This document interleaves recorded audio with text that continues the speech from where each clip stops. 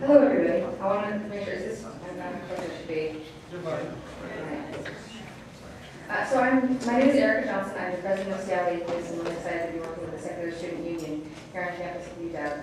I just wanted to tell you a little bit quickly about our organization. We are a community-based organization that gives support to atheists and agnostics in the greater Puget Sound region. And some of our, obviously, this is our current big event for the season, but we also have a few things coming up in December.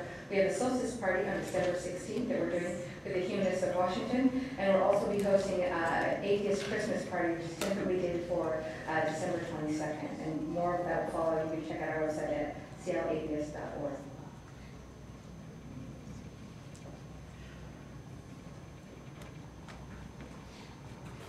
Hi guys, I'm Kayla, and I'm the president of the Secular Student Union here at UW. First of all, I want to thank Erica for totally having our back with this event. That was really awesome of you guys, and all the other Seattle Atheist Club members who did that. Thank you. Just to give you a picture of what Heina Dadabhoy is going to talk about today. She spent her childhood as a practicing Muslim who never in her right mind would have believed that she would grow up to be an atheist feminist. Secular humanist, or in other words, a skeptic. Most of you, or some of you, may have heard of the website Skeptic, which is a feminist atheist blog site. She's been an active participant in atheist organizations and events in and around Orange County, California since 2007. She is currently writing a book, tentatively entitled A Skeptic's Guide to Islam, hence the title of this event. She will be joining us to share what it's like to go from being an American Muslim to an atheist in a Muslim family, as well as to answer questions about Islam. So most of you should have been handed cards when you were entering the door. If you have questions throughout the talk, just jot them down on those cards, we'll collect them, and then we will have her answer as many as we can in the time that we have. Also, you can raise your hands. Are we going to have to raise hands? Yes. Okay. During the thing. Okay. So if you have a question, just raise your hand and we'll get to you.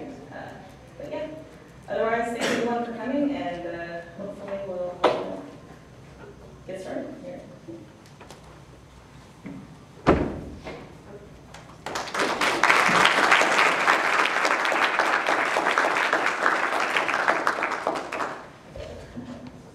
Good evening or afternoon, whatever it is.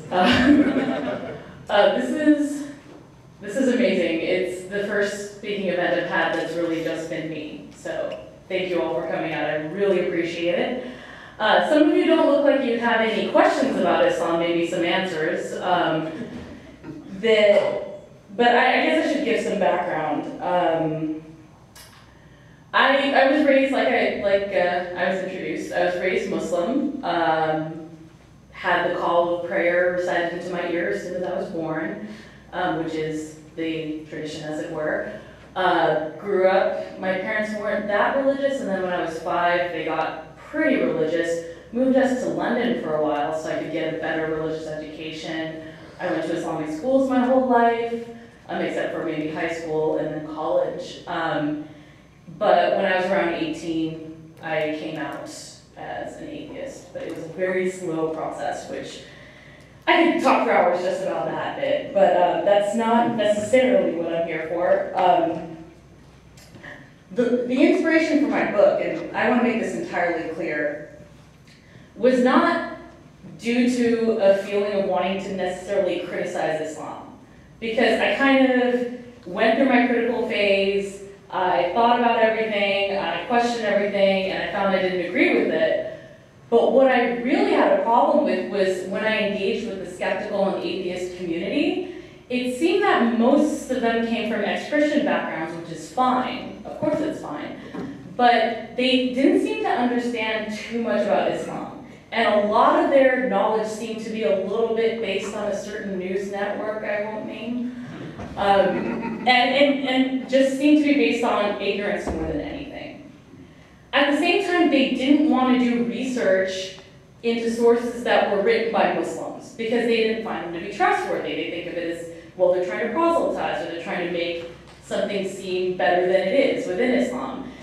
And so over the years, I've been participating in the same questions come up, the same misconceptions come up. It's just over and over again. And I remember thinking, I wish I could just hand them a book or show them a website and say, here's a source on Islam that is not intended to smear Muslims or Islam, but neither is it there to preach it or promote it. And you can check this out and you can stop asking me questions. Not that I don't like questions, clearly I do, but you know, it's the same thing over and over again.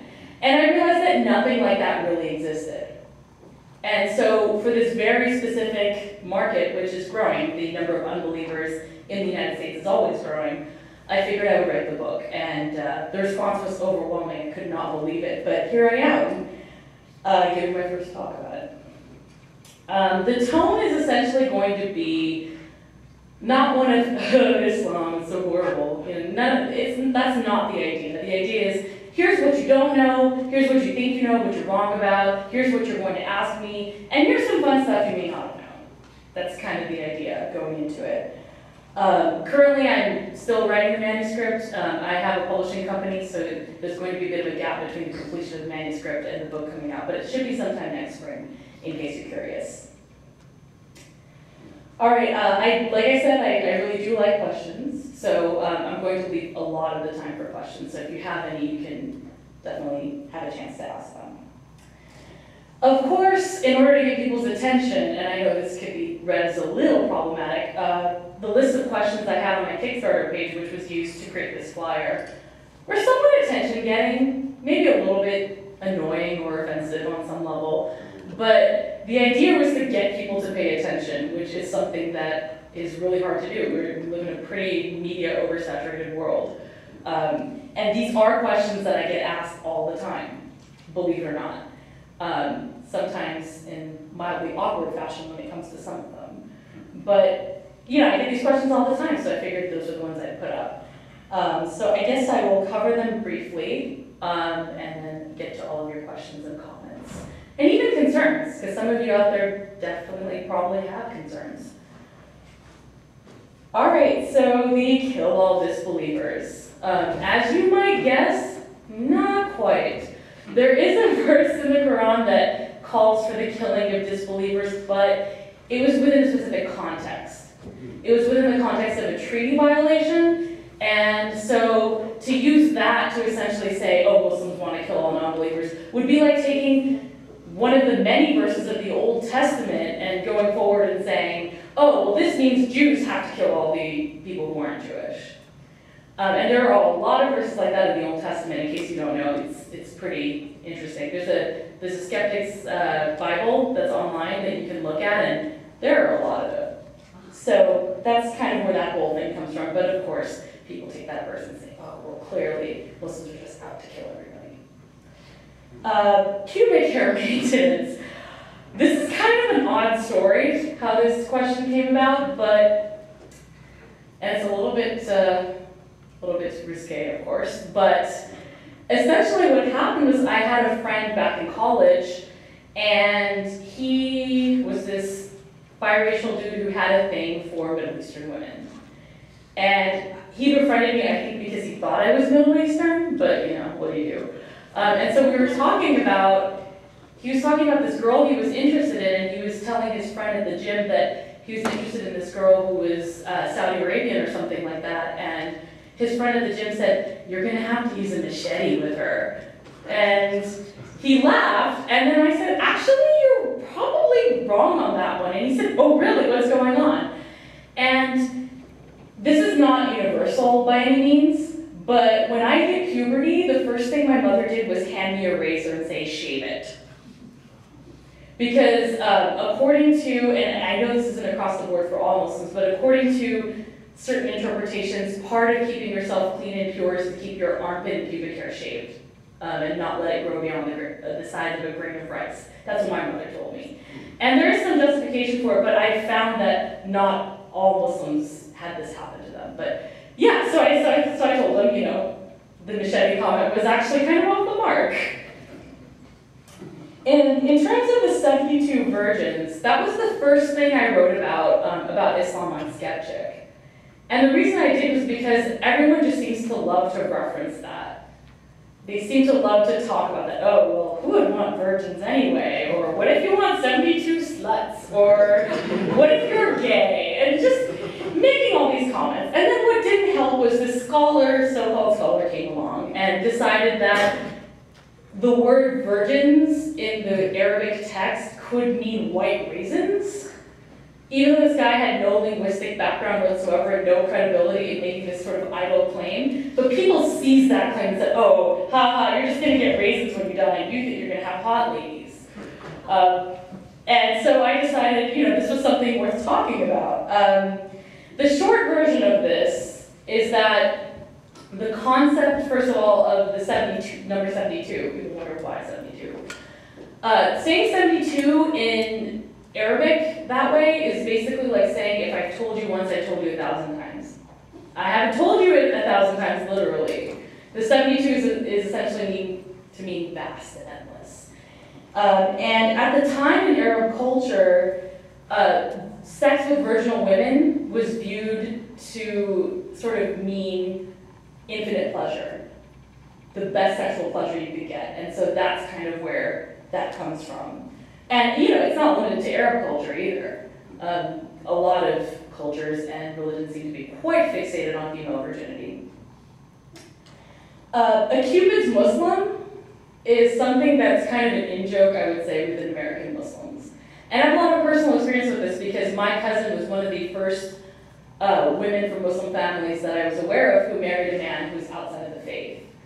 Marrying outside of culture is considered admirable within Islam. There's a verse of the Quran that says, we have created you in tribes so that you may know each other. So the idea is that interracial, intercultural marriage is encouraged, but interreligious marriage is not especially encouraged, especially for women. And so in order for a Muslim woman to marry a Muslim man, or to marry a man, he has to be Muslim. Otherwise, there's no valid marriage contract. So what some guys will do to marry their Muslim girlfriends is just say the words.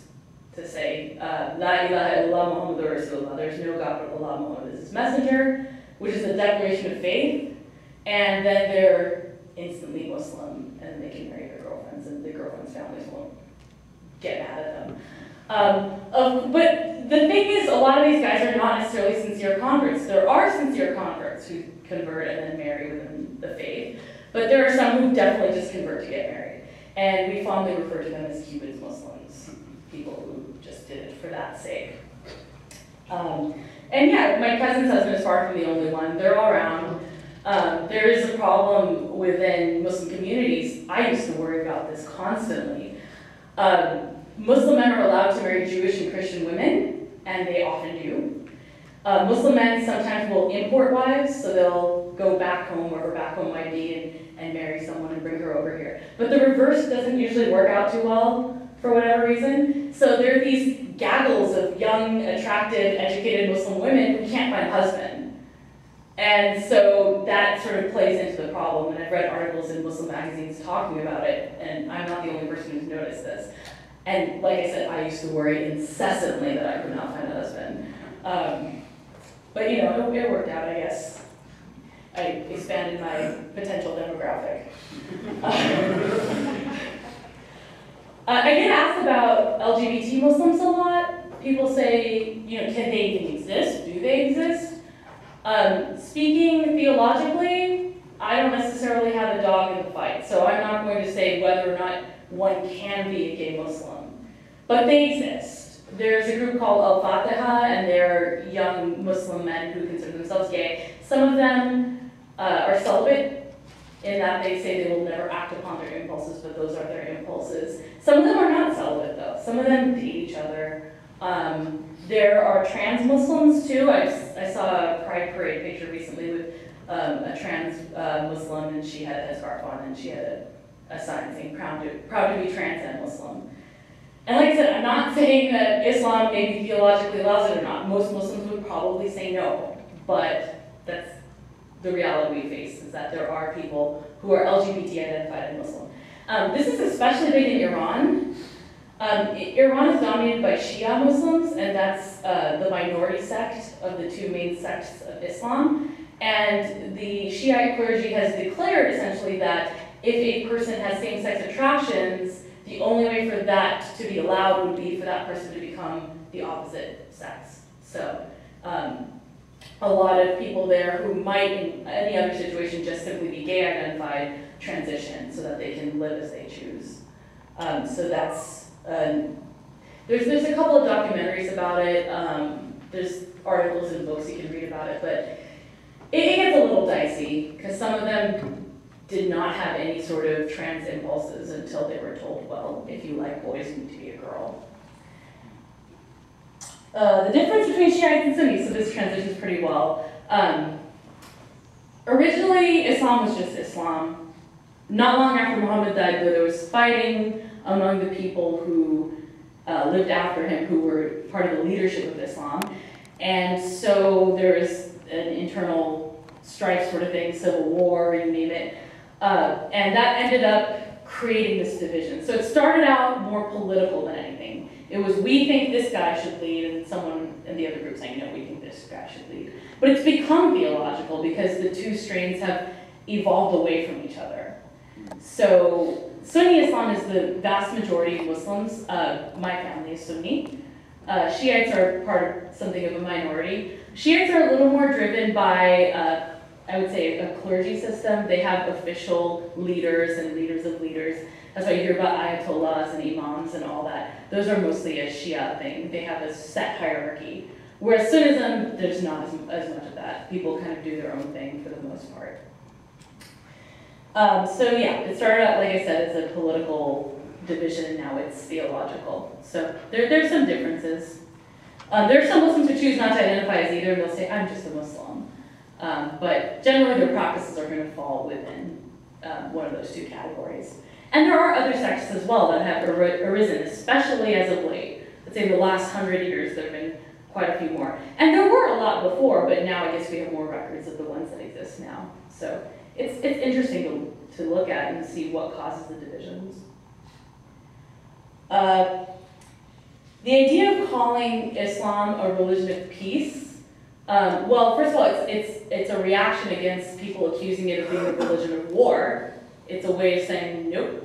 It's the same idea as with taking pride in one's ethnicity or sexual orientation. When people tell you that there's inherently something wrong with you, you take pride in your identity. And so I would say calling Islam a religion of peace came out of that. Also because some claim that the word Islam comes from salam, which means peace. Although I've read pretty persuasive linguistic arguments that it comes more from silm, which is submission. Many people will say it's both. It's submission to the will of Allah so that you can find peace in your soul. So that's where it comes from. And the problem with interpreting Arabic, too, is that Quranic Arabic is considered to be classical Arabic. I'm trained in classical Arabic. It only goes so far. I'm really rusty now. It's been years since I've really studied. But learning Quranic Arabic and trying to communicate in Arabic would be like learning your English from Chaucer and then walking around here trying to communicate. It doesn't work too well. Language has changed quite a bit, but the Quran has not been changed since it was written down in Muhammad's time. So that's the issue with Quranic Arabic. And then experiences of being a Muslim after 9/11. 9/11 was my second day of high school. I, was a scared little freshman and had problems because I wondered, my headscarf and would I be bullied, would I be teased, and then my second day of school was 9/11. Thankfully, in the part of Southern California in which I grew up, people were pretty good about it. The school administration pulled every Muslim student and said if anyone says anything to you, it's an instant suspension, if not expulsion. So they dealt with it quite well, but it was tough. I mean, school was a protected environment, but everywhere else it was very different. I remember my mother and I were driving somewhere and people rolled down their windows and said, effing Arab, go to hell, or go back to where you came from. Which is funny, because my family's not Middle Eastern in the slightest. And I was born and raised in the United States, so really, where would I go exactly? Especially since my father, yeah, where would I go? I don't know, especially because my mother grew up in Pakistan but moved to Canada as a teenager, and my dad was a political refugee until he was 18, so really, where would we go? I don't know. There was also, teasing and all that sort of thing. people yelling Osama bin Laden at me, which just made me cringe. Because my second cousin, my scarf-wearing Muslim second cousin, worked in the World Trade Center and died that day. And her name is on the monument. And so people tell me, why'd you guys do that? Why do you hate us? Well, they hated us too. They didn't have to kill one of us. At least one of us. There were several hundred Muslims that worked in the World Trade Center. And a lot of people don't know that. I've actually heard people tell me with conviction that all the Muslims were warned. Did you know that? Nobody was warned. At least my cousin wasn't. But I've heard the opposite of that too. When I was in London a couple of summers ago, the Muslims there gravely informed me that the Jews were all warned. So, you know, what does that mean exactly? You know, it's interesting to see how these things pop up. Part of it, though, for me, was having to face my faith in a way I'd never had before. Of course, I felt ostracized or isolated or different from everybody else because I couldn't just walk into a McDonald's and have a cheeseburger. I mean, there are things that as a Muslim I did not do because I was a Muslim, and I was always hyper aware of that. But post 9/11, it really became about people telling me things that they'd heard about Islam and me saying, I've never even heard of that. Or could you point out where that is? And so I went in and researched. And so quite honestly, it indirectly led me to losing my faith, not because I looked at 9/11 and said, oh, Islam's terrible. It was more because I was faced with a lot of questions, and it led me to do more research, which eventually led to my apostasy. A big part of the post 9/11 experience for Muslims too is that there's this myth of the monolith that is incredibly pervasive. This idea that all Muslims are the same, everyone sees Islam the same way, all Muslims do the same stuff and think the same stuff. And that's patently not true. It's true in every religion. And sometimes religious people do like to present a united front, say, oh, we're all united, or we all believe this. And that's hardly ever the case.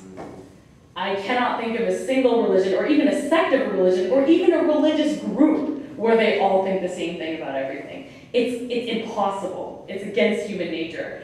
And so this idea that all Muslims must be the same is really harmful in a lot of ways because it leads to a lack of engagement. It leads to people confronting Muslims and saying, oh, you must believe this and this and this, and a Muslim saying, no, I don't really think that. And again, this is why I'm writing this book. It's to open up that dialogue as opposed to closing it off before it even has a chance to happen. And just to emphasize that, as I said, I moved to London as a kid. My parents moved us there for a year. And the Islam there is really different from the one I knew in Southern California. Most of the Muslims I knew in Southern California were, I guess, fairly relaxed in a way about certain rules. They would eat meat that was not slaughtered in a certain way. The dietary laws are similar to kosher. But a lot of Muslims would just not pay attention to that law. They wouldn't eat bacon or consume alcohol or anything, but they would just, run to McDonald's and have that cheeseburger. But the Muslims in London looked at me in shock when I told them that I ate cheeseburgers at McDonald's. They told me, you can't do that. That's not allowed. And everyone there covered, for the most part. A lot of American Muslim women don't wear the headscarf. In London, it's almost unheard of. The ones who don't are definitely outnumbered by the ones who do. And a lot of more women there cover their faces as well and wear the robe over their clothing. So it's very different. And the Islamic schools I attended there had strict gender segregation. There were boys' schools and girls' schools. And Islam was really constantly a part of everyone's lives all the time, even more so than it was in the United States. So I came back with an entirely different view, and when I tried to go to Islamic school here, I ran into trouble because everyone thought I was uptight and self-righteous and overly pious. I would see my cousins or classmates or even teachers doing things that were against what I had been taught, and I would let them know, hey, that's not allowed. And I was just trying to save them from hell. I was just trying to help them, but I got this reputation for being someone you never wanted to talk to. I couldn't imagine why. So and even within London though, outside of the circles that I ran in, things are different. different. So every community is different, every person's different, and we have to really understand that, especially as skeptics and atheists. You know, we have to understand that we can't just say all Muslims think this way or Islam is always that way, because it shuts down the conversation before the conversation can even happen. And you know, as much as I'm pretty much convinced that there is no God and there's no religion that's true, I don't believe that there will ever be a world where everybody thinks that way. I don't think that'll ever happen. You even see atheistic religion arising. I recently read a book about alien abductees, and in a lot of ways it's a secular religion, where they've replaced other supernatural things with aliens. And what are you going to do? You can't tell people that they're wrong about things that they believe, but you can engage with them, you can have a conversation with them, you can sort of bring more understanding and maybe a little more acceptance, if or maybe that's too high an order, tolerance to the world that way. And what's also important to remember, especially in the United States, is that when you see those crazy protests in Pakistan or London or Paris, that's not the United States. Muslims in the United States generally don't go for that sort of thing. If there are protests, they're generally a lot less, overly or openly angry, I guess. And so if you have that image in your head when you talk to Muslims, it's not going to fly. It's just not going to work out too well. I personally dissuaded one of my local community leaders in Orange County from doing an anti-Muslim billboard. And when I first raised my objections, he said, "Oh, haha, right, because then I'm going to get a fatwa and then I'm going to die." And I said, no, that's actually not why I have an objection. I have an objection because Muslims are a minority in the United States. Why are you going to look like a bully? Why do you want to sort of look like you're picking on the little guy? Muslims in the United States are, especially in certain areas, are ostracized, are attacked, mosques are burnt, it's happened. People are thrown into prison for no reason whatsoever under the Patriot Act.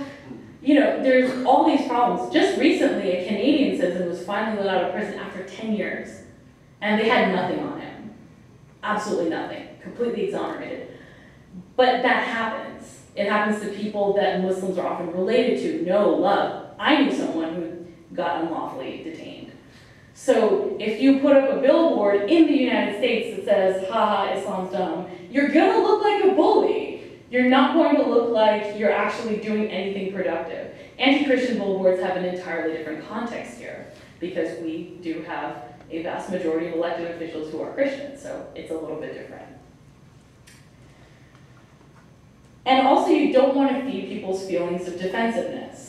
Just speaking personally, those people that yelled Osama bin Laden at me, or said your religion sucks, or say what's wrong with you, you're in America, take that thing off your head, raghead, they didn't make me think about anything. They just made me sad and scared, and I felt very defensive. But those who actually bothered to talk to me, ask me what I thought, ask me thoughtful questions, engage with me, they're the ones who I remember, and they are the ones who led me to think and question and grow. So even if your goal really is to create more secular folk, the way to go about it really doesn't, yelling things at people really won't help. That sounds like a truism, that sounds like a platitude, but you wouldn't believe it. I helped to run a social meetup in Orange County, and a couple of years ago a man showed up and he started to talk to me. He was also Indian, so we were talking about things, and I thought maybe he was a fellow ex-Muslim, but no, he was an ex-Hindu. And as we started talking, he laughed very loudly when I told him that I used to wear a headscarf, and he said, "You know what I do? I yell out at Muslim girls who wear scarves, and I tell them how sexy they look." And I said, well, why would you do that? Why would you engage in street harassment? Why would you do that? He said, well, their whole thing is they're covering themselves so they won't be attractive to me. So if I let them know that they look sexy and hot to me anyway, they might reconsider. Well, okay, dude. I told him what happened to me my first year of college. There was welcome week at UC Irvine, which is where I went, and that's before classes start. It's intended for students just to sort of get a feel for the campus. And I was wandering around in the libraries I want to do. I've always been a reader. And this guy came up out of nowhere and said, he got in a little too close. I didn't realize he was behind me, and he said a little too low. If he had said it loudly, it would have been less creepy. He said, "Bet you're